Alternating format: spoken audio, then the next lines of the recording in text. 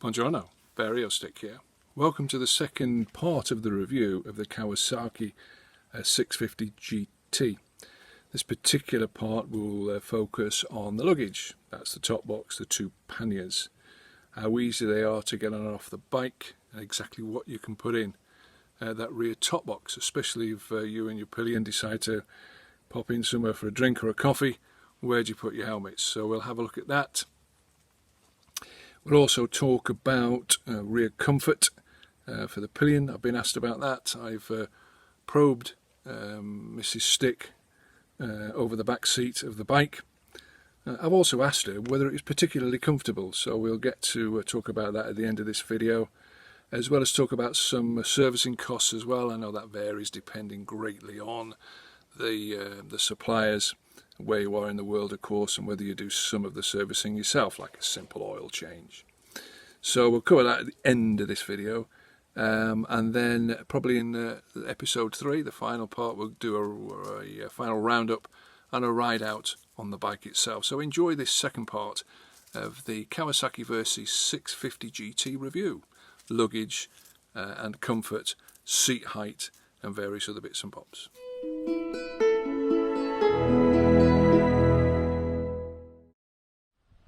If you get the GT version, the key for the top box and for the side panniers is the same one for the ignition, which makes life a little bit easier. You're not carrying a great big bunch of keys.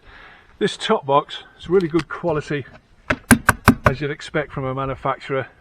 It's not cheap, I have to say, but it comes with the inserts that are colour coordinated with whatever colour you get for your bike.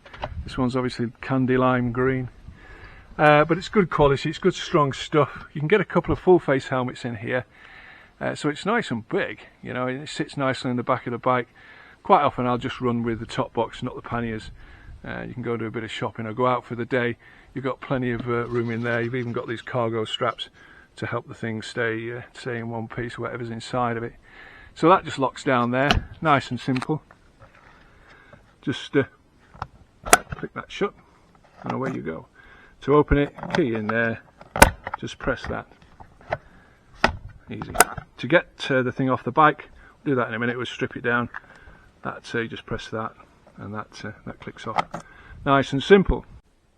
I said I'd just show you what happens when you put two full face helmets in here. So I've put Mrs. Stick's and myself's helmet in there. Helmets I should say. So we've got two full face helmets in there, so they fit quite easily, plenty of room. We do have the Sena or Senna, I don't know how the proper way of pronouncing it is, on our side of our helmets. You probably see it just down there.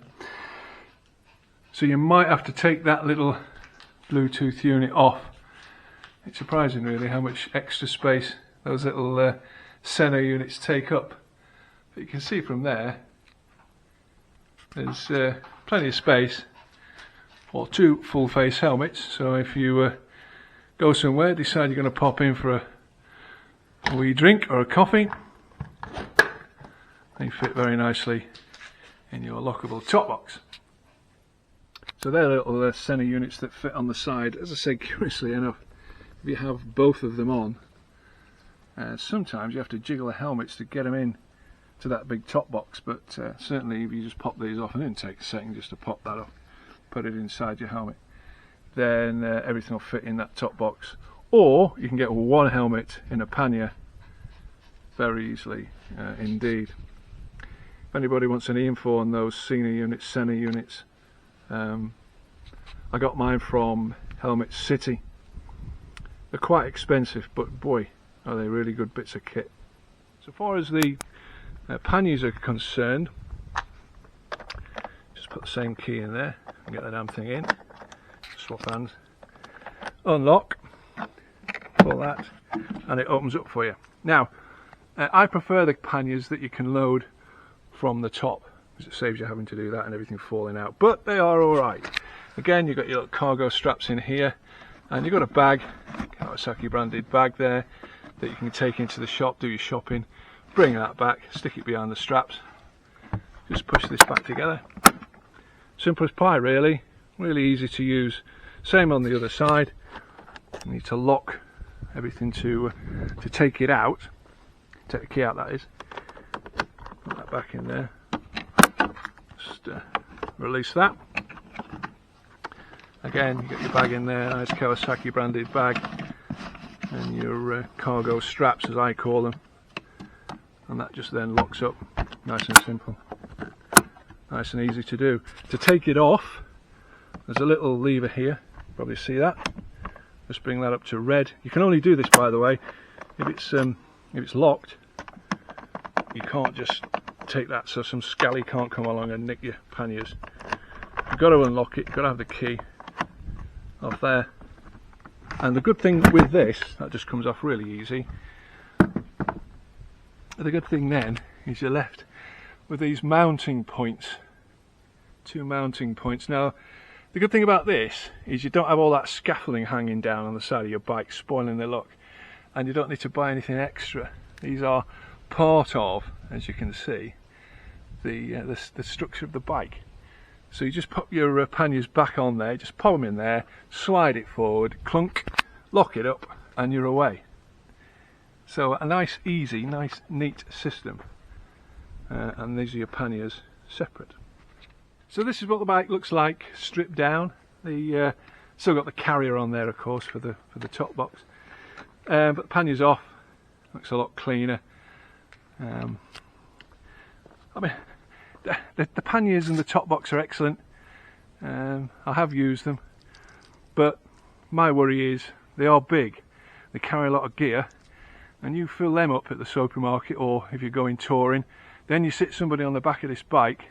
There's a lot of weight on the back. I think the Yamaha, you can either have panniers or a top box, but not both, because you get a top box and 2 panniers fully loaded and a pillion on the back.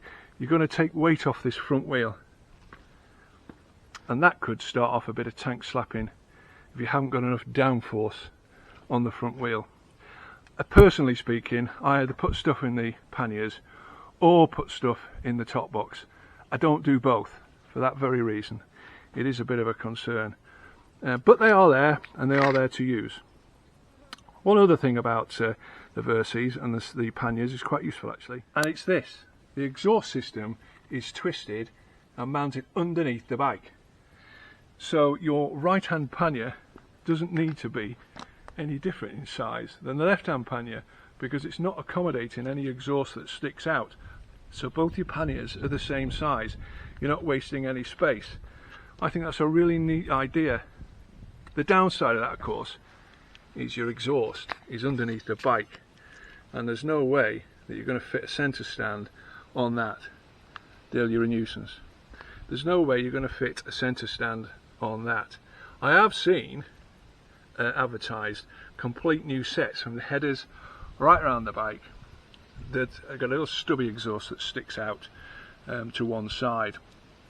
Maybe that will give you enough room to fit underneath there the centre stand, but because of that exhaust there is no centre stand, so far as I'm aware, available for this bike.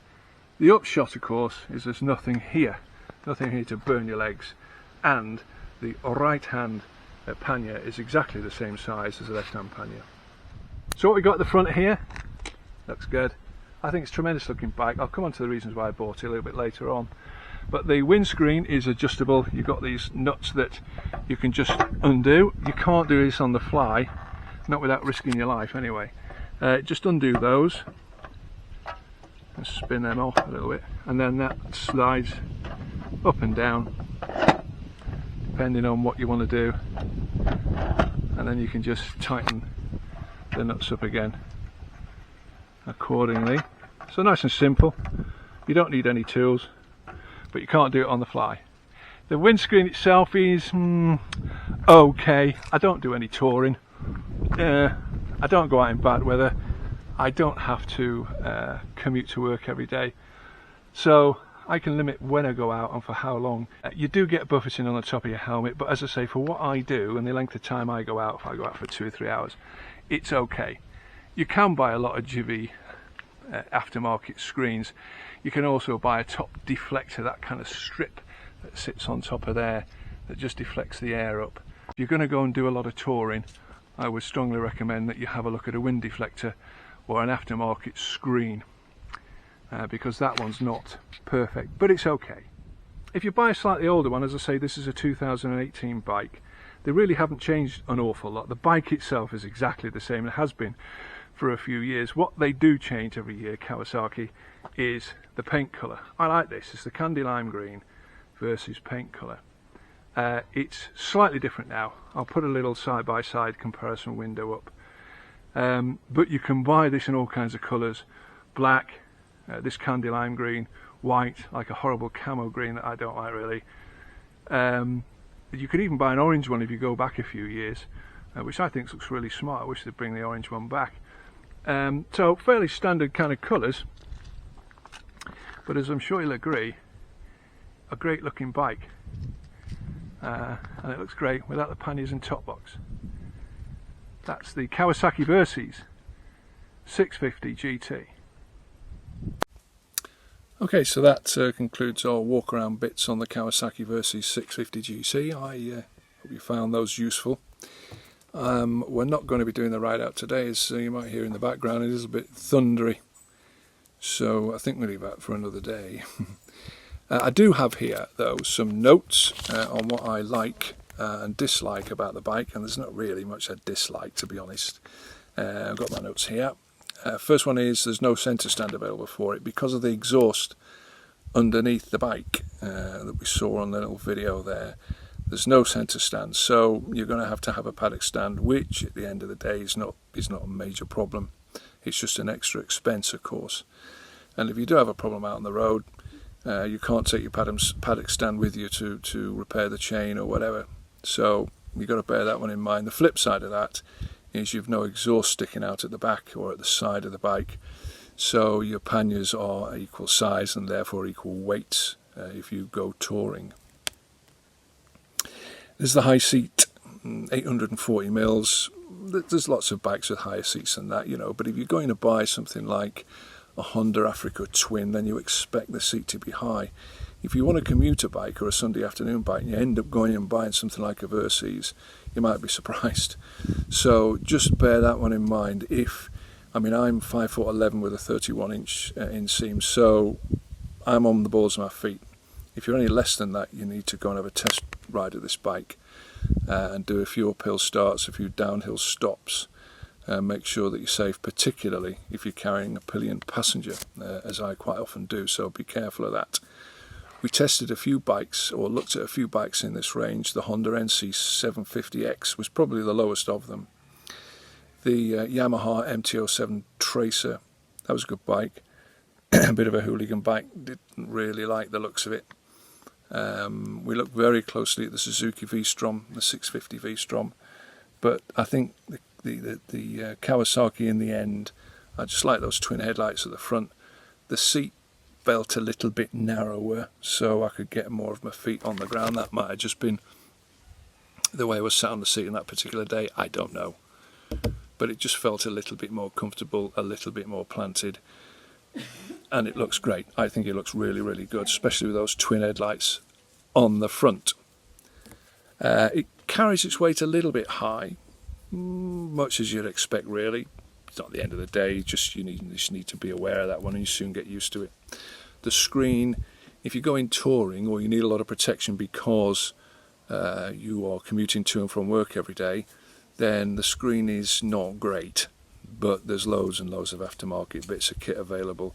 You know, the Versys has been around for a long time now, so there's hundreds of different screens from dozens of different manufacturers, so you will be able to find something that's just right for what you want.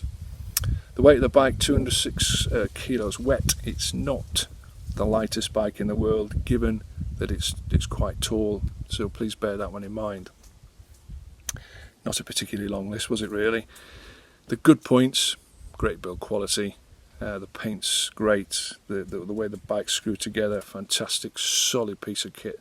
As I say, they've been making these Versys 650s for quite some time now, and they've got it just right. It's a good time to buy one. It's easy to ride, very predictable, particularly in the corners. It's not the kind of bike that you roll a bit of throttle on and all of a sudden you frighten yourself to death. Very steady, and it's, as I say, it's kind of point and just ride the bike. It's a good bike for that. It's not particularly expensive for what you get. I've been looking around on the net, about $7,999 for the GT version. If you go for the one with just the side panniers, it's a bit cheaper. And if you go just for the basic bike, cheaper again. Otherwise, the local dealer really depends what they're doing. They might have some deals on for you. There's always somebody willing to do a deal. As I already mentioned, there's loads of aftermarket add-ons. Lots and lots of stuff available. You could probably build a Kawasaki Versys with just aftermarket add-ons, to be honest. There's loads of stuff out there. Very comfortable for the rider and the pillion. Nice fat wide seat, very plush. You can get a gel seat for it at £348. I think the seat that comes with the bike's fantastic. I have absolutely no problems with it at all. The gel seat though is, I think, if memory serves, about 30 mils lower. So if it is the bike of your dreams and you want to go and buy one, the investment of £348 for the lower gel seat may well be something you would want to consider. Fuel economy, Kawasaki claims 63 miles to the gallon, which is 4.5 litres per 100 kilometres. Because I go out when I want to go out, and if I haven't got any money, I don't put any fuel in it, don't go out. I've never really measured it. I have to say I don't seem to be putting fuel in it very often. So maybe 63 miles to the gallon isn't far off. So if you're commuting to and from work every day, then that's not a bad return for a 650. You know, it's a pretty good investment. So the two normal questions I put at the end of these kind of videos: would I buy another one? Yes, I would. Would I recommend them to a friend? I most certainly would, especially if your legs are long enough. It's a great bike. Go and have a go. When the weather kind of improves a bit, we'll go for the ride out, and we'll see what it's like on the road. So, from a thundery, kind of overcast and grey ABRUZZO, and from the Kawasaki Versys 650 GT, I'll say this is Versys saying ciao ciao for now.